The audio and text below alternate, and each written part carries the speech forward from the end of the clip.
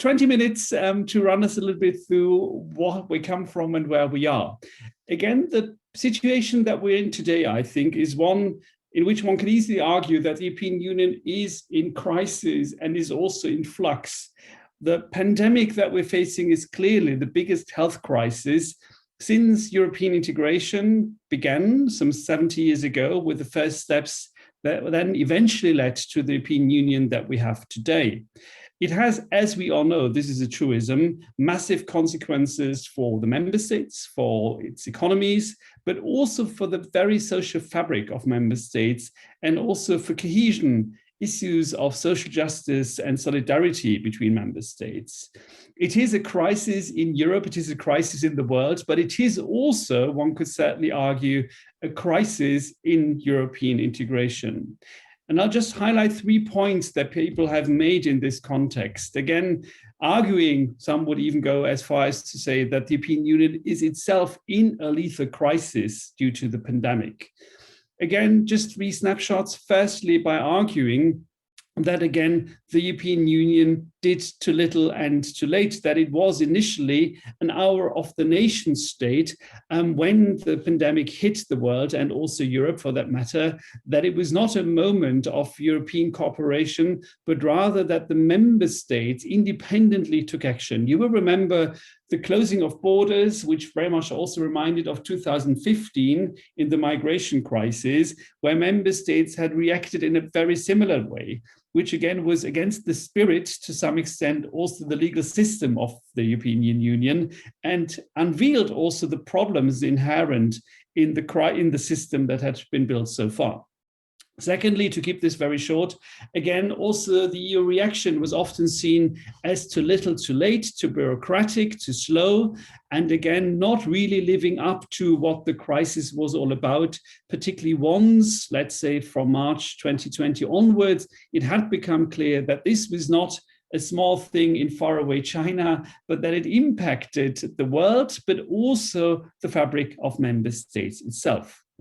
And again, just to come to a third point, the EU was also often seen in crisis because what we are witnessing with Corona is a moment of what I would like to call global comparison, i.e. it is today very transparent, at least at first glance, to compare the reactions of political entities such as the European Union to how other countries are faring.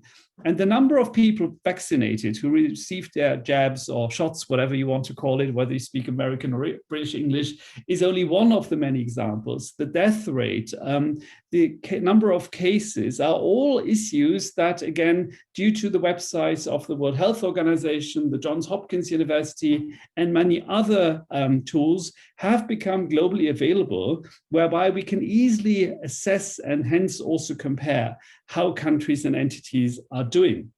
And particularly in the most recent period, again, when the numbers have been particularly been carefully watched for people vaccinated, we all know that the European Union has not been faring so fantastically well, which also has led to this crisis narrative as one which again shows the European Union as not particularly successful in dealing with the situation.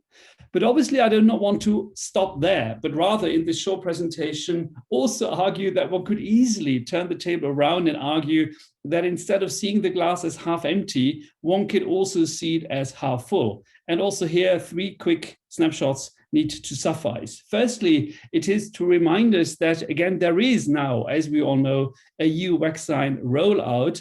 Again, already in June 2020, the Commission and the member states decided on common supply to secure supplies and facilitate this rollout. So this has a prehistory that goes back almost a year from now, when the crisis was still early on. And I think we should also not forget that in recent weeks, across member states, there have been very important successes, with member states fighting again together and not so much against each other. One could still argue that there are still, again, frictions, and there is less unity than one would want. But if you just for 1 second allow for the alternative scenario of the member states doing this completely alone, one could certainly say that the situation would have become probably much more chaotic and more antagonistic between them. And only a second snapshot is to remind us of the Next Generation EU budget, as it is called, again agreed on already almost a year ago in July 2020. You remember the figures, too big to imagine, basically, of some 750 billion euros in support of the member states hit hard by the crisis. Again, this on top of the regular budget that has also been agreed last summer and at the end of last year. And if you take the two budgets together, so we're talking about no less than 1,824 billion euros over the next years. A size that is breathtaking, but also in its detail, because for the first time, the European Union is issuing a common debt to fight, again, this crisis that we're facing. So in this case, we need to remind ourselves that the European Union is addressing the issue in a big way that would have been completely unimaginable just 3-4 years ago. And maybe a third point here, is that the plans or the crisis is also been seen and perceived as a chance to really go for something else, to use the crisis as a chance and a perspective for something new. Ursula von der Leyen, Commission President, on 6 May in her State of the Union address talked about the next European Renaissance, hoping to use, again, the new role of the European Union, also the Next Generation EU budget, as a rollout for a new strong role of the European Union more generally. So again, there is arguments of both sides. And I see my role as a historian to talk a little bit about the issue of how we got there, to also assess where we now stand in view of these two first slides that I presented to you. And I'll also do this in 3 steps. I need to be very short, obviously, today, and 3 snapshots. And I'm talking as a historian, particularly to people who might not be aware so much of the history of this whole process. And the starting point is the, I think, crucially important reminder that the European Union is a surprisingly young actor when it comes to issues overall, and also to fighting something like a pandemic. Well, one might think, looking at the history textbooks, that of course it is a process that goes back to some 70 years, starting in the early 1950s. But to cut a very long and complex argument short, that I've also written about in my recent publications, I would want to argue that the original European communities, as they were called, had surprisingly few powers. And particularly young people who might have experienced the last 10 years aware of political tendencies in Europe and the world, might be misled to then think that the role that the European Union has been playing over these past 10 years is something that had been there from the beginning. And I think that would be fundamentally wrong. What we instead have is an incremental, a step-by-step process whereby the European communities won and gained powers over the decades. My argument is that it was particularly since the 1970s and 80s that it only started to matter in some issues, but certainly not in the first half, if you will, of its history. Or to put this into something concrete, had the pandemic broken out in 1980, nobody on this planet, I think, would have thought that Brussels, that the then called European communities, could do anything useful about it, because it was deemed as a rather small, a technical entity, unable to solve problems of this sort. So the point is, we need to remind ourselves how young this crisis mechanism, this form of governance actually is for the issues at stake. And this is also, and particularly true, and I'll come back to that also in a moment then, for issues of health. The second point I would like to argue that if you look at what the European Union has done, there is many things you probably find missing, right? That you think, well, why wasn't there more of a health policy in place, and why does it focus so much on economic issues? And these are the second and the third arguments that I want to elaborate on. The second argument being that there is a specific mode, if you will, of crisis solution, or at least the attempt of solving crises in the European Union. And that is what I would like to call, for the lack of the better word, an economistic approach, i.e. that very often problems are tackled as economic problems, and hence also solutions are thought through the means of the economy. What do I mean with this? And why do you see these champagne glasses there? And we need to remind ourselves that the program and the process of European integration started very much with building a common market. And from there on, basically, went on and leapt over to other fields. If some of you are political scientists, you might be reminded of neo-functionalist theory. This is not really what I have in mind here, but a light form of that, maybe to some extent, that sometimes, not always, not in a very strict, straightforward and mechanistic way, as in these glasses, there was a process whereby, again, actors themselves argued that one had a common market, but one would also have to think of adjacent issues, right? If you have, for instance, very different health standards or transportation costs in countries, one would also need to think about those in order to create a common level field in the market. Or think about the environment, an issue for which the original communities had no powers at all, and then started to become a powerful actor because, again, the argument ran, well, this has an impact on the economic dimension, on the common market. We need to also find common standards for environmental issues. And today, for instance, if you're a law professor or a law student at LMU, you will not be able to really understand German, for instance, environmental law, unless you look into EU environmental law. So that is the whole picture that I'm trying to show you, whereby economic arguments were always used to further integration, not always successfully, but that was also the way how resistance by member states was more easy to overcome, because if you had said, well, we want the powers for really political reasons, resistance would often been too big to overcome. With that, I would like to come to the third argument, again, that the point here is very simple, that there are particularly few powers on health issues in the process of European integration. Again, a reminder that the original treaties of the 1950s had basically nothing on health issues. And there was more inroads in the 1960s, for instance, on food safety, again, through the lens of the idea of creating a common market.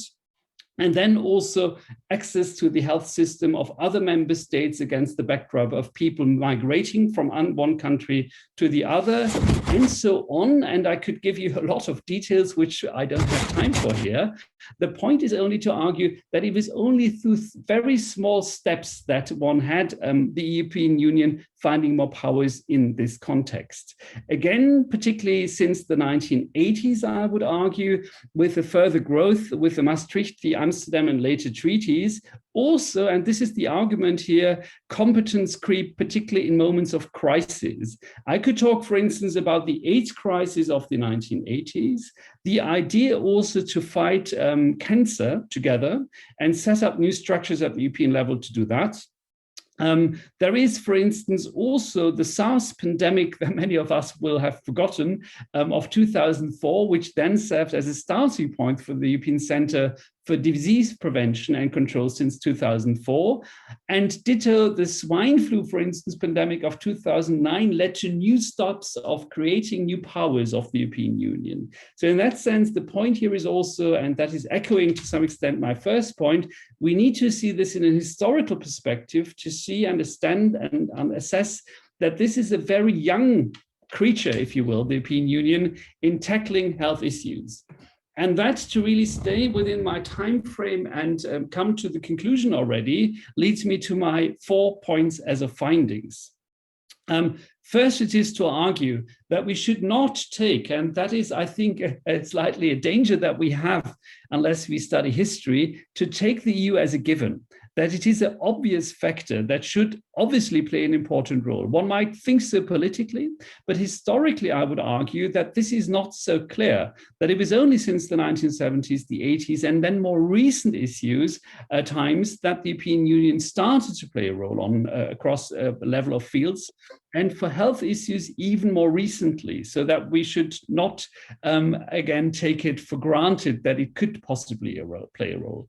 Secondly, again, that this economistic approach has always proven to be key to increase the competencies and the powers of the European Union, also against reluctant member states who often wanted to keep these powers and the means associated with them also for themselves. So if I talked at the beginning about a moment where then it became very controversial what to do at the European level, and again, opening borders was difficult, and then one of the key levers of EU action was actually to come up with this next generation EU budget, and hence an economistic approach. You see exactly that the main crisis mechanism that the European Union developed across most of 2020, I would argue, was to go back to this economistic approach, i.e. not to tackle the pandemic front and center in fighting it as a health crisis, but rather to fight it with regard to its social and economic consequences.